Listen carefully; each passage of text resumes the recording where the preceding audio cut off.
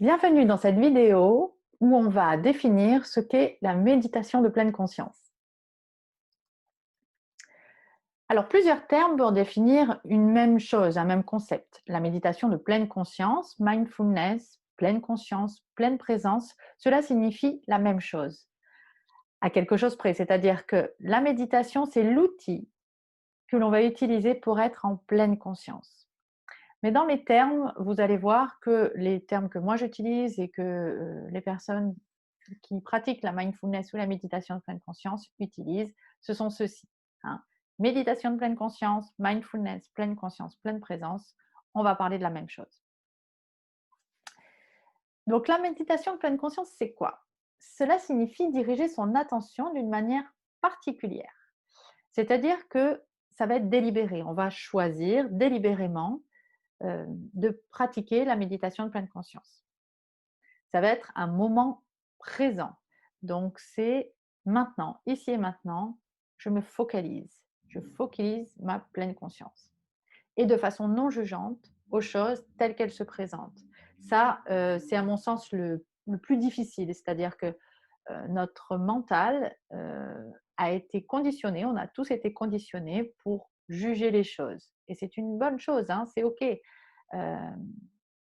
C'est-à-dire que quand il nous arrive quelque chose, on va juger si c'est bon ou mauvais. Euh, le temps qu'il fait, on a souvent cette façon de faire qui est s'il pleut, on dit il fait pas beau, ou s'il fait beau, c'est qu'il y a du soleil. Voilà. Vous voyez, donc notre mental est calibré comme ça pour juger les choses, pour les évaluer. Donc ça, si c'est un petit peu tiré dans notre vie à nous, ce qui peut être problématique, c'est que on va se juger soi aussi et on va juger nos actes. Je devrais plutôt faire ceci, c'est pas bien d'avoir fait cela, je ne devrais pas réagir comme ceci, je ne devrais pas réagir comme cela, je culpabilise, c'est pas normal, c'est bien, c'est mal. Voilà. Donc en fait, notre mental, cette façon-là d'évaluer, de juger les choses qui étaient à la base pour éviter de s'empoisonner, par exemple. C'est pas bon, il faut pas manger cet aliment, ça va faire mal. Ben, on va le tirer aussi sur, la ficelle va être tirée sur des choses beaucoup plus jugeantes, personnelles. Donc la pleine conscience, elle est là pour nous aider à sortir de ces jugements. Pas à s'en extraire totalement, de manière générale, mais de pouvoir un petit peu s'extirper de cette façon que l'on a de se juger et de juger tout ce qui nous arrive. Donc la pleine conscience, c'est diriger son attention d'une manière particulière, donc d'une manière délibérée. Je dirige mon attention, c'est intentionnel, je souhaite le faire, donc délibérément, au moment présent, je focalise mon attention sur maintenant et de façon non jugeante. Je vais stopper, limiter le jugement que je me fais sur moi, sur les choses que je suis en train de vivre maintenant. L'air est frais, pas l'air me fait mal, par exemple. Euh, enfin, l'air est frais, l'air est mauvais ou bon. J'aime bien cet air quand c'est diriger son attention sur le souffle, par exemple. Ou sur l'alimentation, on verra aussi quand on fera la méditation en mangeant, on pourra bien mettre en, en exergue cette notion-là aussi. Donc la méditation de pleine conscience vise la prise de conscience du mode de fonctionnement de l'esprit. Donc on va voir comment fonctionne notre esprit. Et donc du coup, on va évaluer les pensées non pas comme des pensées, comme des choses, enfin non pas comme des choses euh, juste vraies, là, réelles, mais comme des événements mentaux parce que c'est ce qu'elles sont. Ce sont des événements mentaux. Les pensées sont des événements mentaux, indépendamment de leur contenu et de leur charge émotionnelle. On va y revenir beaucoup sur ça. Donc cette approche permet de se tenir à l'écart des ruminations négatives et de se déconnecter de la spirale. La spirale, les ruminations négatives. Hein. Parce que comme les pensées sont vues comme des événements mentaux et non plus comme des choses que l'on va croire sans remettre en question, forcément, on rentre moins dans ces ruminations négatives, vu que ce ne sont que des pensées et ce n'est pas la réalité des choses. Donc, aux origines, la méditation de pleine conscience a été vue, créée par John Kabat-Zinn en 79. Lui-même était donc docteur en biologie moléculaire et il pratiquait le yoga et la méditation. Il s'est dit quand même, c'est pas mal ça, hein, pour gérer son stress, pour gérer ses émotions de manière générale. Il y a un truc là, il y a un truc. Et donc, il avait pas mal de patients et de soignants. Et donc, il a décidé de proposer ces pratiques dans le contexte hospitalier, mais dans un protocole précis. Hein, c'est-à-dire qu'il ne s'est pas contenté juste d'injecter de la méditation et du yoga dans le domaine hospitalier, mais il a créé un programme spécifique, un protocole spécifique qu'il a appelé le programme MBSR, Mindfulness Based Stress Reduction.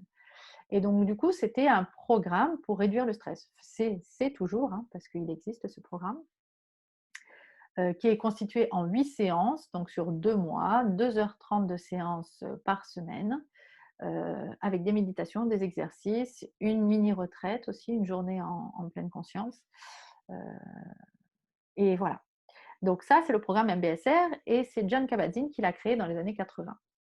Et ensuite, il y a Zindel Segal et Co. qui ont développé un programme similaire à celui du MBSR, mais auquel ils ont injecté des éléments de thérapie cognitive et comportementale. Zindel Segal est un docteur en psychologie. Et donc, du coup, ils ont fait un combo, un mix entre le programme MBSR et les thérapies cognitives et comportementales. Donc, dans ce programme-là, on apprend un petit peu plus à appréhender le fonctionnement de l'esprit. Il y a un peu plus de matériel des thérapies cognitives et comportementales. Donc, la formation Médite au quotidien est une approche issue de l'alliance entre ces deux-là, MBSR et MBCT. Moi, j'ai été formée au programme MBCT parce que je suis psychologue et que j'ai souhaité et spécialisée en thérapie cognitive et comportementale et que j'ai souhaité un programme, me former à un programme plus en phase avec ma personnalité et avec ce que je recherche. Maintenant, j'ai assisté au programme MBSR, au programme MBSCT, bien sûr, et au programme MSC, oui, Mindfulness Self-Compassion. Et donc, du coup, voilà, je suis un petit peu une alliance de ces trois-là. Mais la formation Médite au quotidien donc, est bien issue de l'alliance du programme MBSR, MBCT et un petit peu aussi MSC. Donc, elle intègre des techniques de thérapie cognitive et comportementale à la pratique de la méditation. Donc la mindfulness, c'est certaines choses et ça n'est pas certaines autres choses. On a tendance à faire des amalgames entre la mindfulness et d'autres techniques. Donc, par exemple, la mindfulness, ce n'est pas une profonde réflexion. Hein. Au contraire, on est là pour porter son attention sur la respiration et sur les sensations corporelles et sensorielles. Pas du tout pour réfléchir à un concept en particulier. Juste focaliser, travailler notre attention. Ce n'est pas faire le vide dans sa tête. Ça, c'est quelque chose qui colle vraiment à la peau de la méditation. C'est-à-dire que, comme par magie, on devrait, quand on s'arrête comme ça en posture de méditation, ne plus avoir de pensée dans la tête. Ça, c'est pas possible. Si vous avez déjà tenté de méditer et que votre mental est parti dans tous les sens, mais c'est juste normal. Ce n'est pas possible de faire le vide dans sa tête. On va juste apprendre à se désengager des pensées, mais pas à ne plus penser. Hein. Et on va apprendre à se désengager des pensées et être OK avec le fait que notre esprit, lui, est programmé pour penser. Et c'est OK. Il part, on le ramène. Il part, on le ramène. Donc ça apprend beaucoup la patience en fait, hein, beaucoup plus, et l'acceptation des choses telles qu'elles sont, encore une fois, comme je le disais tout à l'heure dans la description. Ce n'est pas une démarche religieuse ou spirituelle. Bien sûr, c'est issu des méditations bouddhistes, mais par contre, c'est aseptisé de tout aspect religieux ou spirituel. On est ici dans une technique, un outil de régulation émotionnelle et attentionnelle. Ce n'est pas de la relaxation ou de la sophrologie. Ici, on apprend à accepter les émotions et pas à faire en sorte qu'elles ne soient plus là. Je m'explique. En sophrologie ou dans des autres techniques de relaxation, on a un point A. Un point A, on n'est pas bien. On n'est pas bien, on est triste ou on a peur, on n'est pas bien. On veut, quand on pratique ces techniques-là de relaxation, de sophrologie, se sentir mieux 1 heure après, par exemple. Je fais ma séance de sophro. Si en point B, 1 heure après, je me sens mieux, ça veut dire que ça a bien fonctionné. Voilà. Et donc ça c'est de la relaxation. L'intention que l'on va mettre dans cet outil-là, ça va être de se sentir mieux à un point B. En mindfulness, c'est pas du tout ça. Enfin, on peut se sentir mieux au point B, mais l'intention que l'on va y mettre, c'est point A, je ne me sens pas bien. Point B, mais je sais ce que j'ai. Je sais ce qui me traverse, je sais mieux où j'en suis et pourquoi. Enfin, qu'est-ce qui se passe en moi? Pas pourquoi, mais qu'est-ce qui se passe en moi? Quelles sont les émotions qui me traversent? Heu, Qu'est-ce que mon corps me dit? Voilà. On est sur ça en mindfulness. L'intention n'est pas de se sentir mieux à court terme. Bien sûr, le fait de savoir, de se connaître davantage, de développer son, sa connaissance de soi fait qu'on va se sentir mieux à moyen et à long terme. À court terme aussi, c'est possible, mais ce n'est pas l'intention que l'on va y mettre. Ça, c'est compliqué aussi à saisir parce qu'en fait, quand on est mal, on veut que ça s'arrête et on veut se sentir mieux de suite. Euh, mais l'intention, ça va plutôt être de savoir ce qui se passe et savoir ce qui me traverse et comment je me sens à l'intérieur. C'est un point très important, j'y reviendrai. Donc, on a le mode faire et on a le mode être. Et on va jongler entre les deux. En tout cas, on va beaucoup, la mindfulness, en fait, c'est apprendre à être dans le mode être et à s'extraire du mode faire quand je le souhaite. On va garder le mode faire parce que c'est ce qui nous permet d'être fonctionnel dans notre vie euh, et voilà, de pouvoir faire les choses. Il faut être en mode faire aussi. Mais le mode être va être activé. On va savoir comment l'activer. Donc en mode faire, on analyse, c'est la critique. Et c'est être dans ses pensées, y croire. Et le mode être, on est plus dans les connaissances directes et sensorielles des choses. Par exemple, dans le mode faire, on vit dans sa tête et on suit perpétuellement le commentaire de la pensée. Une pensée en enchaîne une autre, qui en pense une autre, qui en enchaîne, qui en enchaîne, qui en enchaîne. Et en fait, on croit à ce que l'on pense. On ne réfléchit même pas à se dire c'est qu'une pensée. Des fois, on peut le faire, mais on a quand même tendance à croire à nos pensées. Alors que dans le mode être, on va sortir de sa tête et on va expérimenter directement le monde. Par exemple, là, je mets ma main sur mon genou.